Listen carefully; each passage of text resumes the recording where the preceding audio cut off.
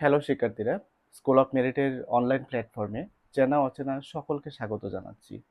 আজকের এই আলোচনায় থাকছে ইংলিশ গ্রামারের একটি গুরুত্বপূর্ণ টপিক, যে টপিকটি হচ্ছে আর্টিকেল। এই আর্টিকেল টপিকটা খুবই গুরুত্বপূর্ণ একটা টপিক ইংরেজি গ্রামারের জন্য। কারণ আমরা যখনই কোনো সেন্টেন্স লিখি, এই সেন্টেন্সের কোথাও না কোথাও আমাদেরকে এই আর্টিকেল ব্যবহার করতে হয়। সাধারণত এই আর্টিকেলগুলো কোথায় বসে? আমরা পার্ট অফ স্পিচের মধ্যে যে নাউনের নাম আমরা জানি, যে নাউনটা হচ্ছে একটা নেমিং ওয়ার্ড, অর্থাৎ কোনো কিছুর নাম বোঝালেই সেটা নাউন হয়। সেটা হতে পারে কোনো ব্যক্তির নাম, হতে পারে কোনো বস্তুর নাম, বা হতে পারে কোনো প্রাণীর নাম। তো সেই ব্যক্তি, বস্তু বা প্রাণী যেটাকে আমরা বুঝি, তো তার আগে আমরা সেন্টেন্সের মধ্যে কোনো একটা শব্দ আমাদের ব্যবহার করতে হয়, একটা ওয়ার্ড ব্যবহার করতে হয়। যে ওয়ার্ডটা আমরা ব্যবহার করে থাকি সেটাই সাধারণত আর্টিকেল আমরা ব্যবহার করে থাকি। তো সেই আর্টিকেলের উপরেই আজকে বিস্তারিত ক্লাস হবে। তো প্রথমত আমাদেরকে জানতে হবে যে আর্টিকেল কোনগুলা। তোমরা প্রত্যেকেই জানো, নিচের ক্লাস থেকে তোমরা এই আর্টিকেলের উপর স্টাডি করে আসছো। সাধারণত তিনটা ওয়ার্ড, একটা হচ্ছে এ, আরেকটা হচ্ছে এন, এবং আরেকটা হচ্ছে দি। এই যে তিনটা ওয়ার্ড, এই তিনটা ওয়ার্ডই হচ্ছে আর্টিকেল। তো এই আর্টিকেলের উপর তোমাদেরকে আমি একটা বেসিক ধারণা দিলাম যে কোনগুলো আর্টিকেল। এবার আমরা বিস্তারিত জানবো। আমাদের পিডিএফ যে ফাইলটা তৈরি হয়েছে আর্টিকেলের উপর, যেটা তোমাদেরকে দেওয়া হয়েছে মোবাইল অ্যাপ্লিকেশনে, ওই পিডিএফ এর উপর বেস করে আমি আলোচনাটা এগিয়ে নিয়ে যাচ্ছি। তো প্রথমত আমরা চলো আর্টিকেলের ডেফিনেশনটা দেখে নিই। তো ডেফিনেশনটা তোমরা আগে থেকেই জানো যে একটা হচ্ছে এ, আরেকটা হচ্ছে এন, আরেকটা হচ্ছে দি। এই তিনটি শব্দকেই আর্টিকেল বলা হয়। তো প্রথমত আমাদের বুঝতে হবে যে এ, এন এবং দি এগুলোর অর্থ কি। আমরা যদি বলি এর অর্থ কি, তোমরা প্রত্যেকেই জানো এ মানে কি, একটি। এবার আমরা যদি বলি এন, এন এর অর্থ কি, এন এর অর্থ একটি। তাহলে এর অর্থ একটি, এন এর অর্থ একটি। তো দুটো হওয়ার মানে কি, একটা হলেই তো হতো, এ হলেই হতো বা এন হলেই হতো, কিন্তু না। এই এ এবং এন ওইগুলো আমরা সব জায়গাতে ব্যবহার করতে পারবো না আমাদের মর্জি মতো। আমরা কোনো একটা নাউনের আগে যখন এ ব্যবহার করব, যখন এন ব্যবহার করব, তার একটা নির্দিষ্ট নিয়ম থাকবে। ওই নিয়ম মেনে আমাদেরকে এই এ এবং এন ব্যবহার করতে হবে। এবং আরেকটি হচ্ছে দি। যেই দিটা আমরা কোনো কিছুকে নির্দিষ্ট করে বোঝাতে ব্যবহার করি, যেটার বাংলা অর্থ হচ্ছে টি। যেমন কথার কথা আমরা বলে থাকি পাখি, পাখি মানে হচ্ছে বার্ড। কিন্তু আমি যদি বলি পাখিটি, তখন আমাকে বলতে হবে দি বার্ড, অর্থাৎ নির্দিষ্ট করে আমি পাখিটাকে বুঝিয়েছি। তো এই হচ্ছে এ, এন এবং দি এর অর্থ। এবার চলো আমরা দেখে নিচ্ছি আর্টিকেলের সংজ্ঞাটা। আর্টিকেলের সংজ্ঞায় বলা হয়েছে এ, এন এবং দি এই তিনটা শব্দকে কি বলা হয়, আর্টিকেল বলা হয়। আর্টিকেলগুলোকে দুই ভাগে ভাগ করা হয়েছে। কয় ভাগে ভাগ করা হয়েছে? দুই ভাগে ভাগ করা হয়েছে। এই যে কিছুক্ষণ আগে আমি বললাম যে কোনো কিছুকে নির্দিষ্ট করে বোঝাতে দি ব্যবহার করি। যেমন পাখি বললে নির্দিষ্ট করে বোঝায় না, কিন্তু আমি যদি বলি পাখিটি, তখন নির্দিষ্ট করে বোঝায় যে কোন পাখিটার কথা আমি বলছি। আমি যদি বলি বই, বুক, তাহলে নির্দিষ্ট করে বোঝায় না, কিন্তু আমি যদি বলি বইটি, তখন নির্দিষ্ট করে বোঝায় যে আমি কোন বইটার কথা বলছি।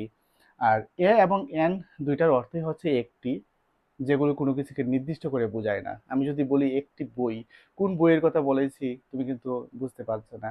আমি যদি বলি একটি কলম, কোন কলমটার কথা বলছি তুমি বুঝতে পারছো না। আমি যদি বলি একটি পাখি, কোন পাখিটার কথা বলছি সেটাও কিন্তু তুমি বুঝতে পারছো না। তো যাই হোক, তো এই বুঝতে পারা, অর্থাৎ নির্দিষ্ট করে বোঝানো আর নির্দিষ্ট করে না বোঝানো, এইটার উপর ভিত্তি করে আর্টিকেলকে আমরা দুই ভাগে ভাগ করতে পারি। যেমন প্রথম ভাগটা হচ্ছে আমাদের ডেফিনিট আর্টিকেল। তো ডেফিনিট আর্টিকেল কোনটা?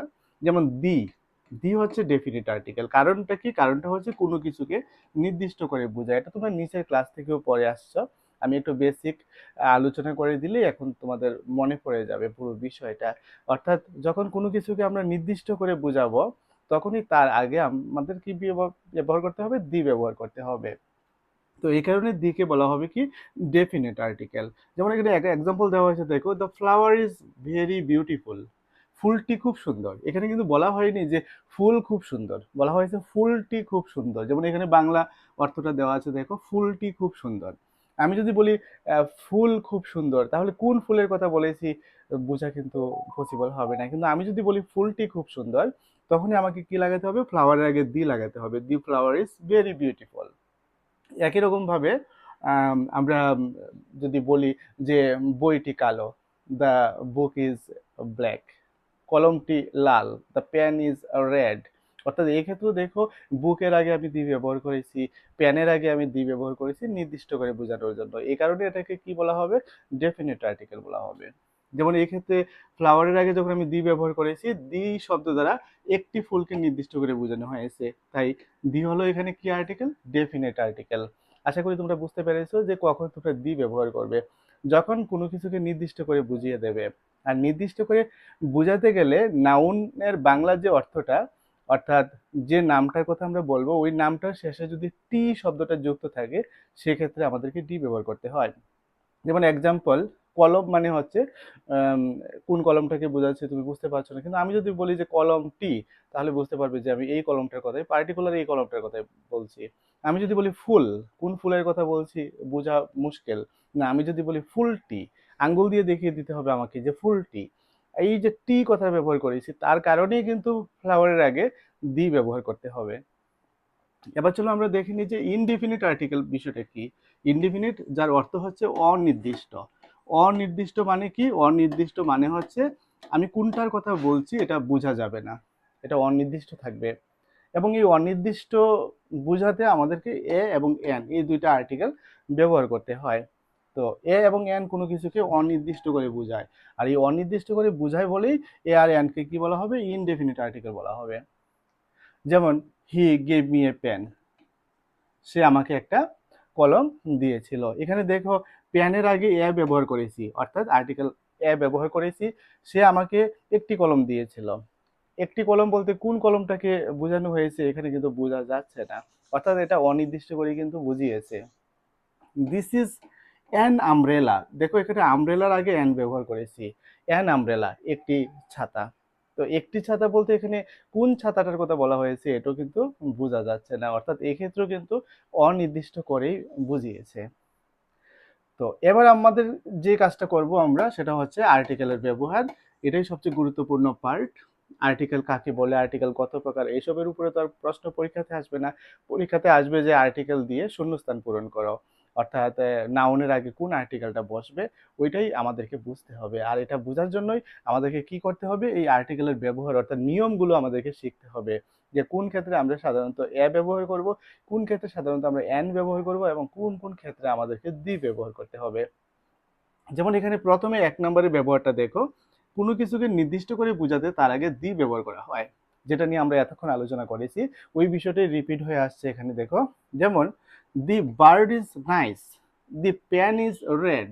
এখানে দেখো দি বার্ড ইজ নাইস অর্থ কি, যে পাখিটি সুন্দর। এই যে পাখির পরে দেখো টি লাগিয়েছি, এই টি লাগানোর কারণে এখানে দি ব্যবহার করা হয়েছে। দি পেন ইজ রেড, কলমটি লাল।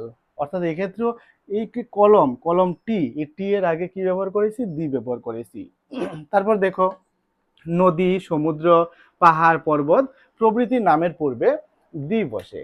লক্ষ্য করো যে নদী, সমুদ্র, পাহাড়, পর্বত, যখনই কোনো নদীর নাম আসবে, যখনই কোনো সমুদ্রের নাম আসবে, যখন কোনো পাহাড়ের নাম আসবে, পর্বতের নাম আসবে, এগুলোর আগে দি ব্যবহার করতে হবে, সেটা আমাদেরকে মনে রাখতে হবে। যেমন এখানে এক্সাম্পল হিসেবে দেখো গঙ্গা, গঙ্গার আগে দি ব্যবহার করা হয়েছে, কারণ গঙ্গাটা হচ্ছে কি একটা নদী। তারপর গোমতী, গোমতীটা কি, সেটাও একটা নদী। দা আটলান্টিক ওশেন, যেটা হচ্ছে একটা কি সাগর। তারপরে দেখো দ্য হিমালয়াস, যেটা কি একটা পর্বত। তো এই প্রত্যেকটা নামের আগেই কি ব্যবহার করা হয়েছে, দি ব্যবহার করা হয়েছে। এবার লক্ষ্য করো নাম্বার 3, বিখ্যাত স্থাপত্য শিল্পের নামের পূর্বে দি বসে। স্থাপত্য শিল্প কোনগুলো, যেগুলো স্থাপন করা হয়েছে, এগুলো প্রত্যেকটা এক একটা শিল্প। যেমন আমরা যদি তাজমহলের কথা বলি, তাজমহল একটা বিখ্যাত স্থাপত্য শিল্প, আমরা জানি আমাদের যে সপ্তম আশ্চর্য রয়েছে তার মধ্যে একটা হচ্ছে তাজমহল। দা কুতুব মিনার, এটাও কি একটা স্থাপত্য, যেগুলো স্থাপন করে গেছেন আমাদের প্রাচীনকালের যে রাজা মহারাজারা ছিলেন, তারা কিন্তু এগুলো স্থাপন করে গেছেন। এবং প্রত্যেকটার আগে এখানে লক্ষ্য করো দি ব্যবহার করা হয়েছে, কারণ এগুলো এক একটা কি স্থাপত্য। তারপর লেখো সংবাদপত্রের নামের পূর্বে দি বসে। সংবাদপত্র তার মানে হচ্ছে নিউজ পেপার। তো কোনগুলো সংবাদপত্র আমরা প্রত্যেকেই জানি, যেমন এখানে দৈনিক সংবাদ, এটা হচ্ছে একটা সংবাদপত্র। আনন্দবাজার, এটাও একটা সংবাদপত্র।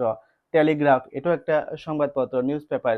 এরকম যত নিউজ পেপার থাকবে প্রত্যেকটা নামের পূর্বে তোমাদেরকে কি ব্যবহার করতে হবে, দি ব্যবহার করতে হবে। সুতরাং এটা মুখস্থ করে তোমাদের মনে রাখতে হবে যে সংবাদপত্রের নামের আগেও দি ব্যবহার করতে হয়। তারপর দেখো 5 নাম্বার, যুক্তরাষ্ট্রের নামের পূর্বে দি বসে। যুক্তরাষ্ট্র কোনগুলো? আমরা জানি যে কথায় কথায় বলি আমেরিকা যুক্তরাষ্ট্র। তো আমেরিকা যুক্তরাষ্ট্র, যার মধ্যে 50টা দেশ রয়েছে, 50টা দেশ মিলে কিন্তু একটা যুক্তরাষ্ট্র হয়েছে। তো দ্য ইউএসএ যেটাকে আমরা বলে থাকি, তার আগে আমাদের দি ব্যবহার করতে হবে। The United kingdom, United kingdom. তো এই ইউনাইটেড কিংডমটাও একটা কি যুক্তরাষ্ট্র। ইউনাইটেড কিংডম কোনটা? সাধারণত গ্রেট ব্রিটেন যেটা, এটাকে সাধারণত আমরা কিন্তু ইউনাইটেড কিংডম বলে থাকি। ইউনাইটেড কিংডম বলতে আমাদের যে ব্রিটেনকে বোঝানো হয়। ওকে, তারপর দেখো যে সুপারলেটিভ ডিগ্রির পূর্বে দি বসে। সুপারলেটিভ ডিগ্রি কোনগুলা?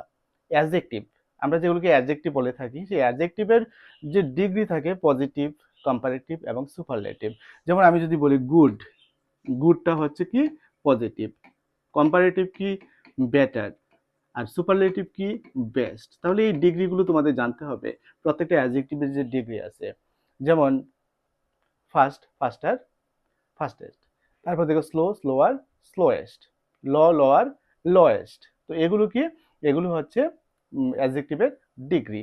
তো এই ডিগ্রিগুলোর মধ্যে যেগুলো সুপারলেটিভ ডিগ্রি কোনো সেন্টেন্সের মধ্যে ব্যবহার হবে, প্রত্যেকটা সুপারলেটিভ ডিগ্রির আগেই তোমাকে কি ব্যবহার করতে হবে? দি ব্যবহার করতে হবে। যেমন দেখো বেস্ট, দি বেস্ট, দি ব্যবহার করা হয়েছে। Highest, high, higher, highest. তো এই হাইয়েস্টও একটা সুপারলেটিভ ডিগ্রি, তার আগে এখানে কি ব্যবহার করা হয়েছে? দি ব্যবহার করা হয়েছে। তারপর দেখো জাতির নামের পূর্বে দি বসে। জাতি কোনগুলা? যেমন আমরা যে ভারতীয়, আমাদের ভারতীয় হচ্ছে একটা জাতি, যেটা হচ্ছে ইন্ডিয়ান। একই রকম ভাবে যারা ইউরোপে থাকে তাদেরকে বলা হয় কি ইউরোপিয়ান। এগুলো হচ্ছে এক একটা জাতি। এই জাতির নাম যখন আমরা ব্যবহার করব, তার আগে সবসময় আমাদেরকে কি ব্যবহার করতে হবে? দি ব্যবহার করতে হবে।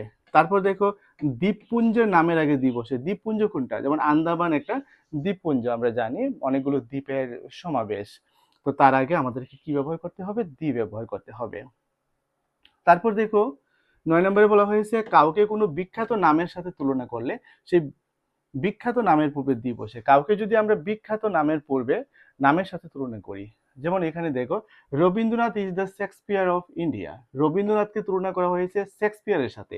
তবে এক্ষেত্রে লক্ষ্য করতে হবে যে রবীন্দ্রনাথকে তুলনা করা হয়েছে, রবীন্দ্রনাথও কিন্তু একজন বিখ্যাত ব্যক্তি। কোনো বিখ্যাত ব্যক্তিকে যদি অন্য কোনো বিখ্যাত ব্যক্তির সাথে তুলনা করা হয়, সেক্ষেত্রেই কিন্তু এটা ব্যবহার করা হবে। আর এই ব্যক্তিটা যদি বিখ্যাত না হয়, তাহলে কিন্তু এই রুলটা কাজ করবে না। এটা মাথায় রাখতে হবে তোমাদের। তো Rabindranath is the Shakespeare of India. এখানে শেক্সপিয়ারটা হচ্ছে একজন বিখ্যাত ব্যক্তি, একজন বিখ্যাত কবি হিসেবে আমরা তাকে চিনে থাকি। ইংলিশ লিটারেচার থেকে এই শেক্সপিয়ারের নামটা এসেছে। বিখ্যাত কবি, বিখ্যাত সাহিত্যিক হিসেবে শেক্সপিয়ারের নামটা খুব জনপ্রিয়। তো এই শেক্সপিয়ারের সাথে কিন্তু রবীন্দ্রনাথকে তুলনা করা হয়েছে। এই কারণে শেক্সপিয়ারের নামের আগে কি ব্যবহার করা হয়েছে? দি ব্যবহার করা হয়েছে। একই রকম ভাবে বিখ্যাত বই, মহাগ্রন্থ, ধর্মগ্রন্থ প্রভৃতির নামের পূর্বে দি বসে। বিখ্যাত বই যেগুলা, বিখ্যাত বই কোনগুলা? যেমন গীতাঞ্জলি। গীতাঞ্জলিটা একটা বিখ্যাত বই। যে বইটা কে লিখেছেন? আমরা জানি রবীন্দ্রনাথ ঠাকুর লিখেছেন। দ্য রামায়ণ, রামায়ণের আগে দি ব্যবহার করা হয়েছে।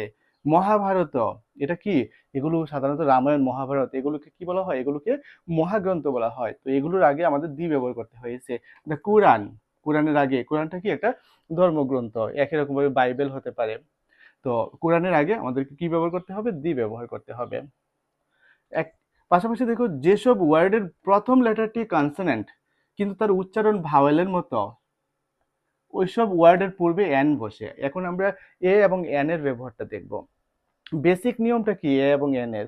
যদি কোনো ওয়ার্ড থাকে, ওয়ার্ডের প্রথম লেটারটা যদি কনসোনেন্ট থাকে, তার আগে আমরা এ ব্যবহার করব।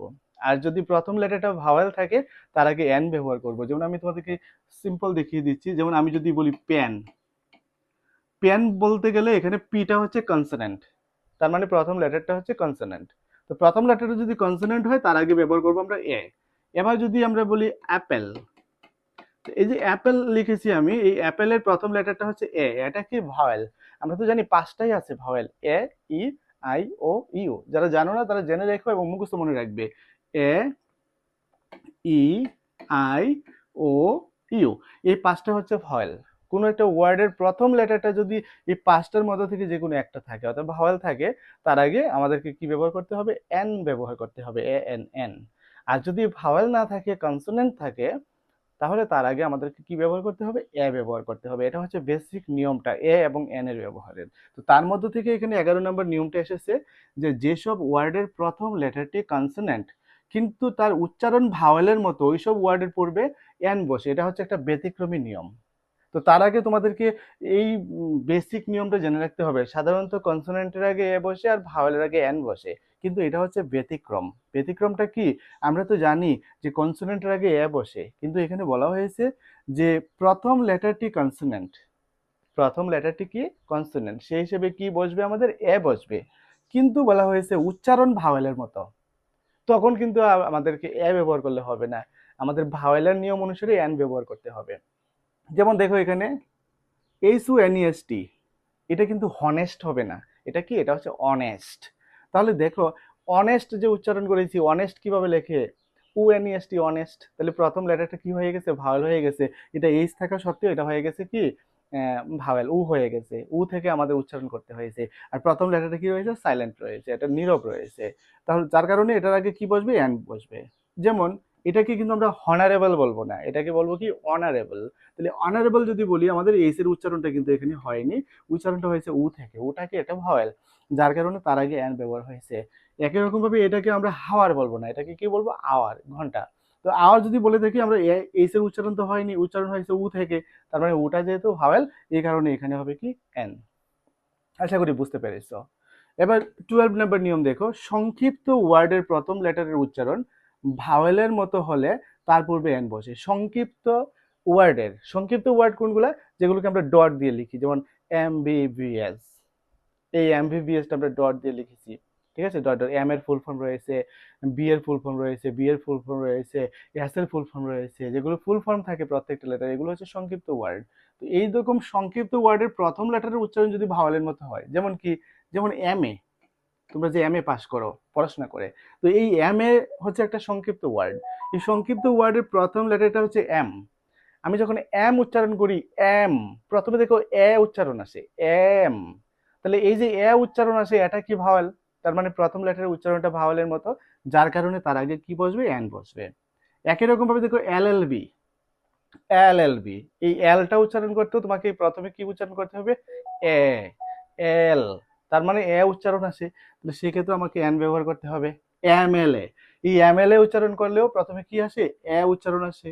MP, MBBS, MD, SDU, এই এস উচ্চারণ করলে প্রথমে কি হয়, এ উচ্চারণ আসে। তারপর দেখো FRCS, এফ, এ উচ্চারণ আসে, তার কারণে প্রত্যেকটার আগে তোমাকে কি ব্যবহার করতে হবে, এন ব্যবহার করতে হবে, মনে রাখবে। তারপর দেখো 13 নাম্বার রুলসটা কি বলেছে, যেসব বস্তু কেবলমাত্র একটি, তাদের পূর্বে দি বসে। আবার দি এর ব্যবহারে চলে এসেছি, এখানে মিক্সড রয়েছে এন এবং দি এর ব্যবহারগুলো, যার কারণে একবার আমরা দি থেকে বলছি, একবার এন থেকে বলছি, একবার এ থেকে বলছি। তো এখানে দেখো যেসব বস্তু কেবলমাত্র একটি, তাদের পূর্বে দি বসি। একটি আছে কি, যেমন সান একটাই আছে, সূর্য একটাই আছে, তার কারণে আমরা দি ব্যবহার করি। মুন সেটাও একটাই আছে, তার কারণে দি ব্যবহার করি। স্কাই একটাই আছে, তার কারণে তার আগে আমরা কি ব্যবহার করি, দি ব্যবহার করি। তারপর দেখো জাহাজ, মহাসাগর, উপসাগর, বড় অট্টালিকা ইত্যাদি বোঝাতেও দি বসে। আমরা যদি কোনো জাহাজের নাম বুঝাই, তার আগে আমাদের দি ব্যবহার করতে হবে। যদি আমরা কোনো মহাসাগরের কথা বলি, যেমন ভারত মহাসাগর, প্রশান্ত মহাসাগর, তার আগে আমাদের দি ব্যবহার করতে হবে। উপসাগরের নাম বোঝালে দি ব্যবহার করব। বড় বড় যদি অট্টালিকার নাম বোঝায়, সেক্ষেত্রে আমাদেরকে দি ব্যবহার করতে হবে। যেমন এখানে দেখো দি টাইটানিক, টাইটানিকটা কি, টাইটানিকটা হচ্ছে একটা জাহাজ যেটা ভেঙে গিয়েছিল, আমরা জানি বরফের সাথে ধাক্কা লেগেছিল, ভেঙে গিয়েছিল।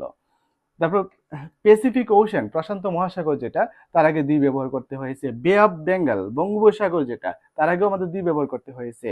নীরমহল, নীরমহলটা কি, একটা বড় অট্টালিকা, একটা বড় প্রাসাদ, তো তার আগে আমাদের কি ব্যবহার করতে হয়েছে, দি ব্যবহার করতে হয়েছে। এবার দেখো দিকবাচক শব্দের পূর্বে দি বসে। দিকবাচক, দিক কোনগুলা, আমরা জানি আমাদের পূর্ব, পশ্চিম, উত্তর, দক্ষিণ, এগুলো হচ্ছে এক একটা দিক। যেমন ইস্টের আগে দি ব্যবহার করা হয়েছে, ওয়েস্টের আগে দি ব্যবহার করা হয়েছে, সাউথের আগে দি ব্যবহার করা হয়েছে, নর্থের আগে দি ব্যবহার করা হয়েছে। এবার চলো দেখি মাসের তারিখ বোঝাতে তার পূর্বে দি বসে। মাসের তারিখ, প্রত্যেকটা মাসে যে তারিখগুলো থাকে, যেমন 31 জানুয়ারি, তো 31 জানুয়ারিটা একটা তারিখ বোঝা যাচ্ছে, তার আগে দি ব্যবহার করতে হবে। তারপর দেখো 25 আগস্ট, অর্থাৎ 25 আগস্ট, এটাও একটা তারিখ বুঝিয়েছে, তার আগে আমাদের দি ব্যবহার করতে হয়েছে। এরকম যে কোনো তারিখ বুঝালে, যেমন 23 জানুয়ারি, 15 অগাস্ট, প্রত্যেকটা আগে আমাদের কি ব্যবহার করতে হবে? দি ব্যবহার করতে হবে। বাদ্যযন্ত্রের নামের পূর্বে দি বসে, যেমন পিয়ানোটা একটা বাদ্যযন্ত্র, সিতার একটা বাদ্যযন্ত্র, ভায়োলিন এটাও একটা বাদ্যযন্ত্র, প্রত্যেকটা আগে আমাদেরকে দি ব্যবহার করতে হয়েছে। ঐতিহাসিক ঘটনার পূর্বে দি বসে, ঐতিহাসিক ঘটনা যেগুলো মেমোরেবল, যেমন সিপাই মিউটিনি, যেটা হচ্ছে সিপাই বিদ্রোহ, এটা একটা ঐতিহাসিক ঘটনা, তার আগে দি ব্যবহার করতে হয়েছে। অগাস্ট মুভমেন্টও একটা গুরুত্বপূর্ণ ঘটনা, ঐতিহাসিক ঘটনা, ভারত ছাড়ো আন্দোলন বা অগাস্ট আন্দোলন, এই কারণে তার আগে দি ব্যবহার করতে হয়েছে। তারপর 19 দেখো, রোগের নামের পূর্বে দি বসে, রোগের নাম, যখন কোনো একটা রোগের নাম বোঝাবে, যেমন ম্যালেরিয়াটা হচ্ছে একটা রোগ, তার আগে দি ব্যবহার করতে হয়েছে।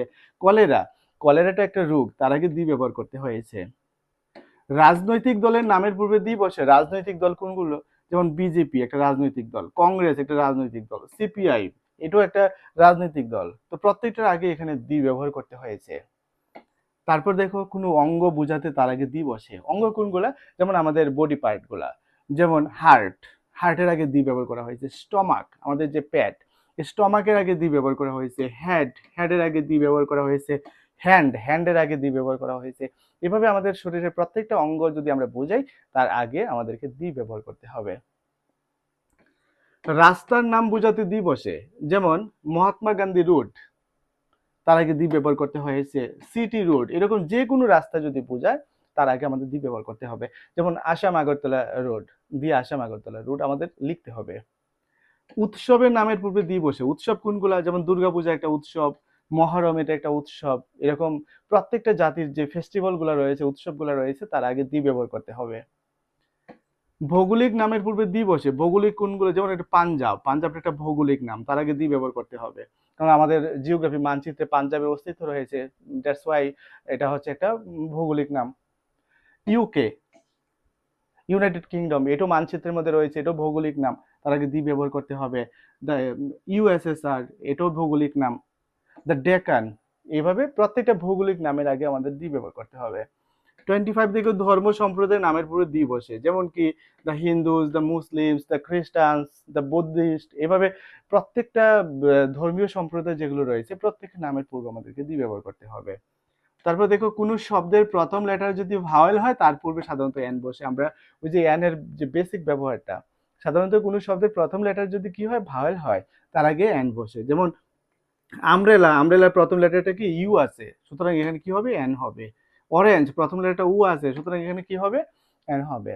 কোন শব্দের প্রথম লেটার যদি কনসোনেন্ট হয়, তখন তার পূর্বে সাধারণত এ বসে। কনসোনেন্ট, যেমন পিটা হচ্ছে কনসোনেন্ট। বুকের বিটা হচ্ছে কনসোনেন্ট, তার আগে সাধারণত আমাদেরকে এ ব্যবহার করতে হয়েছে। 20 দেখো, শব্দের প্রথম লেটারটি যদি ভাওয়েল হওয়া সত্ত্বেও কোনো শব্দের উচ্চারণ ইউ বা ওয়ার মতো হয়, তবে তার পূর্বে এ বসে। খুব গুরুত্বপূর্ণ একটা নিয়ম, এটার উপর পরীক্ষাতে কিন্তু আসে। কি বলেছে? শব্দের প্রথম লেটারটি ভাওয়েল হওয়া সত্ত্বেও, ভাওয়েল হলে সাধারণত আমরা কি বসিয়ে দিই? আমরা এন বসিয়ে দিই। যেমন অ্যাপেল, এ ভাওয়েল, এই কারণে আমরা এন বসিয়ে দিয়েছি। অরেঞ্জ, ওটা ভাওয়েল, যার কারণে আমাদের কি বসাতে হবে? এন বসাতে হবে। কিন্তু এখানে বলেছে যে প্রথম লেটারটি ভাওয়েল হওয়া সত্ত্বেও শব্দের উচ্চারণটা যদি হয় ইউ অথবা ওয়া। কিরকম? যেমন ইউনিভার্সিটি, ইউনিভার্সিটি প্রথম লেটারটা হচ্ছে কি? ইউটা হচ্ছে ভাওয়েল, সেই হিসেবে আমাদের এন হওয়ার কথা, কিন্তু ইউনিভার্সিটি উচ্চারণ করতে উচ্চারণে প্রথমে আসে ইউ। যদি ইউ উচ্চারণ আসে, তার আগে আমাদের এ ব্যবহার করতে হবে, এন ব্যবহার করলে হবে না। 1 রুপি নোট, ওয়ান উচ্চারণ করতে উয়া, প্রথমে উচ্চারণ আসে উয়া, তাহলে যেহেতু উটা ভাওয়েল, আমার এন হওয়ার কথা ছিল, কিন্তু উচ্চারণ যেহেতু উয়া আসে, আমাদের ব্যবহার করতে হবে কি? এ ব্যবহার করতে হবে। এটা মনে রাখবে, এই ধরনের ব্যতিক্রমী শব্দ যেগুলো আছে, এগুলো আমাদের চোখের সামনে আছে। এবার চলো, আমাদের প্রত্যেকটা রুলসই হয়ে গেছে, কোথায় আমরা এ ব্যবহার করব, কোথায় এন ব্যবহার করব, কোথায় দি ব্যবহার করব। এবার চলো, কোন ধরনের এমসিকিউ গুলো আমাদের পরীক্ষাতে আসতে পারে বা কোন প্যাটার্নে কোশ্চেন আসতে পারে আমরা দেখে নিই। যেমন এখানে একটা কোশ্চেন দেখো, I saw dash elephant at the zoo. তো আমাকে লক্ষ্য করতে হবে এই এলিফ্যান্টের দিকে। এই এলিফ্যান্ট যে শব্দটা রয়েছে, এলিফ্যান্টের শব্দটা শুরু হয়েছে প্রথম লেটারটা ই। ইটা কি? ইটা হচ্ছে একটা ভাওয়েল, আর ভাওয়েলের আগে সাধারণত আমাদের কি ব্যবহার করতে হয়, এন ব্যবহার করতে হয়। তাহলে অপশন দিয়েছে এ হবে না এন হবে না দি হবে নাকি নো আর্টিকেল, কোনো আর্টিকেলই বসাতে হবে না। অবশ্যই এক্ষেত্রে আর্টিকেল বসাতে হবে, এবং যেহেতু এটা একটা ভাওয়েল সুতরাং এক্ষেত্রে আমাকে কি ব্যবহার করতে হবে, এন ব্যবহার করতে হবে। এখানে দেখো প্রত্যেকটা কোশ্চেনের এখানে গ্রামার রুলটাও আমি দিয়ে দিয়েছি। যারা ভিডিও ক্লাসটা অনেকেই আছে যারা ভিডিও ক্লাসটা দেখে না, যে শুধুমাত্র পিডিএফটা পড়ে যদি বোঝা যায়, এখানে গ্রামার রুলটা দিয়েছি। যেমন এন ব্যবহার করা হয় স্বরধ্বনির আগে, স্বরধ্বনি কোনগুলো, যেগুলো ভাওয়েল সাউন্ড। তো সেই হিসেবে এখানে এন হয়েছে, যেমন এন অ্যাপেল, এন আওয়ার।